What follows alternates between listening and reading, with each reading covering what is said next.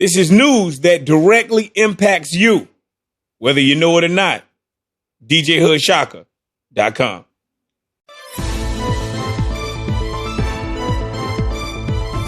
The UN has expressed fears of a full-scale war as the deadly conflict between Israeli forces and Palestinians continues for a third day. Israel's Prime Minister Benjamin Netanyahu warned Palestinian militants that this was just the beginning, threatening to strike with blows they haven't dreamed of. Tonight, President Biden said he had spoken to Mr. Netanyahu and said he hoped the violence would end sooner rather than later. At least 65 Palestinians, including 15 children, and 6 Israelis are reported to have been killed since Monday. In the past few days, Palestinian militants have fired a mass barrage of rockets into Israel, including on Tel Aviv. And Israel has carried out a heavy bombardment of Gaza, launching hundreds of airstrikes. Tensions have been growing in Jerusalem, partly fueled by a long-running threat to evict Palestinians from their homes in East Jerusalem. It all came to a head on Friday at Al-Aqsa Mosque. The site where it stands is highly sensitive, sacred for both Muslims and Jews. Israeli police used CS gas and stun grenades at the mosque, and Palestinian youths threw rocks at them. Here's our Middle East correspondent, Tom Bateman.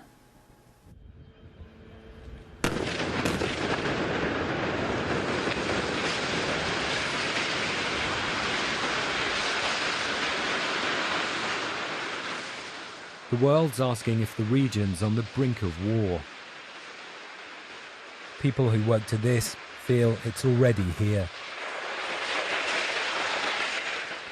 Palestinians in Gaza face the fiercest Israeli bombardment since the last all-out conflict. Israel says it's going after militant leaders. Some were killed in their homes. But civilians died in this strike, say Palestinian health officials. In Gaza, a territory under blockade, grief quickly turns to anger.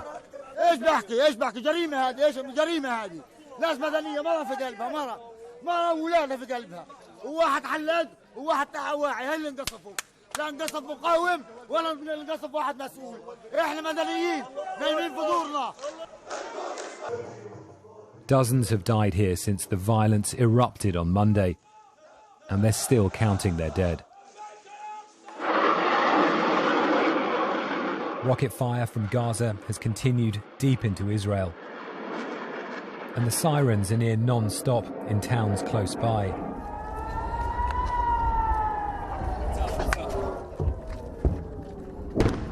Okay, that's an interception. Let's get in. Jimmy.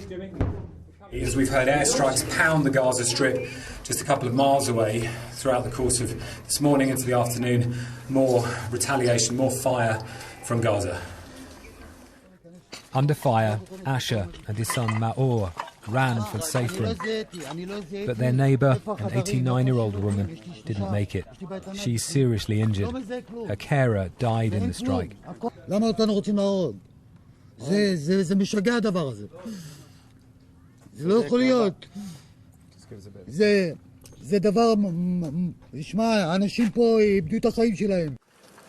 There are growing international calls for restraint, but for now, it seems that no one here is listening. It is the intensity of these attacks that has led both sides to say they will step up their strikes in retaliation. A descent into much further violence seems inevitable. More rockets are shot down in Israel's skies. Tonight, in a mixed Jewish-Arab town, I saw how fear and chaos is spreading. Violence between Jews and Arabs inside Israel is spiralling. Here, Jewish extremists attack an ambulance and then check a car to see if Arabs or Jews are inside.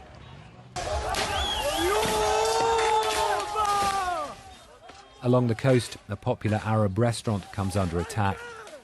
In another mixed town, a Jewish man is beaten by Arab Israelis. A synagogue has also been torched. Israel's leader calls it anarchy. A wave of anger that started in Jerusalem has spilled out to the occupied territories and into Israel itself. The country's engulfed in multiple flashpoints. It may be too late to contain it now. A curfew being enforced in one of those towns. It seems to be largely ineffective tonight. And Israel's Prime Minister Benjamin Netanyahu has said that he is now considering sending in army troops to some of those areas experiencing those kinds of confrontations. As to the wider military conflict, as you were saying, Sophie, the US President Joe Biden says that his expectation and hope is it should end sooner rather than later, while also saying that he believes Israel has the right to defend itself. But with more airstrikes pounding the Gaza Strip in the last couple of hours and more rocket fire within that time, that certainly seems, from this perspective, a long way off. Our Middle East correspondent Tom Bateman in Jerusalem. Thank you. Well, let's talk to Rushdie Abu Alof, who's in Gaza City. And what's the situation there tonight? The sound of bombs and airstrikes are continue shortly after midnight here in Gaza. It's been the longest day of fighting since years. Israel hit hundreds of targets, and Hamas, the militancy group, fired hundreds of rockets. This situation is leaving this place in a very grim sort of picture. People are suffering from the sound of sonics, the sound of bombing, a very angry and shocking mood to see the scale of destruction around the Gaza Strip after this very long day and very long night of fighting. And it doesn't seem the night is over yet. In the last 5 minutes, the Israeli airplanes have targeted a place in Khan Yunis. They are talking about also casualties in the place, and the latest Health Ministry figure is talking about more than 60 people killed. Half of them are civilians. Rushdie Abu Alof, thank you very much. Well, it's the worst violence in the region for 7 years. Tensions have been mounting in Jerusalem throughout the holy month of Ramadan. Our correspondent Caroline Hawley looks at what has sparked this deadly confrontation.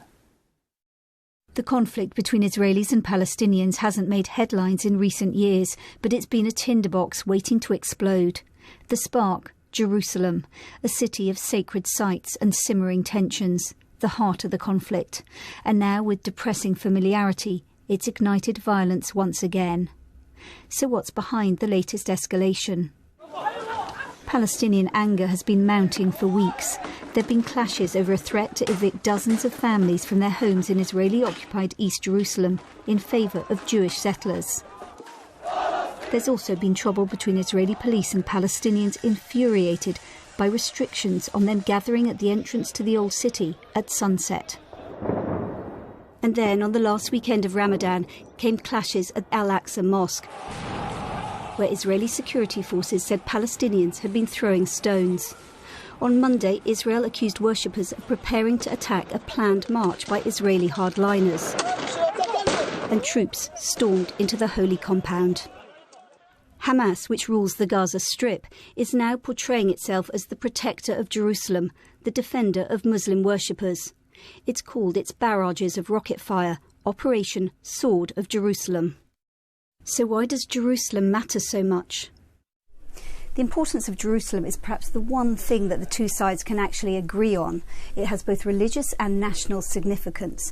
The Israelis see it as their eternal, undivided capital, while for the Palestinians, they want it, or at least the eastern part of it, as the capital of their future state.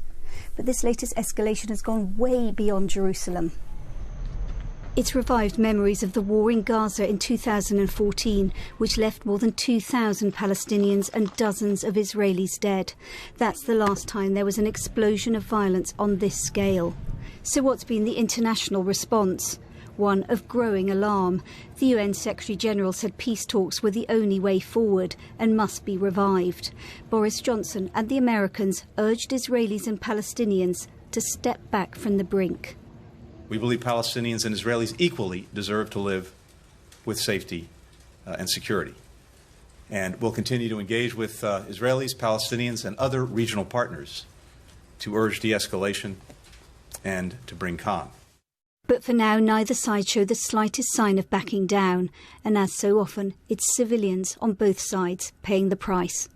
Caroline Hawley. Remember to like, comment, subscribe. This is DJ Hood Shaka. Stay focused, stay safe, and support the hood.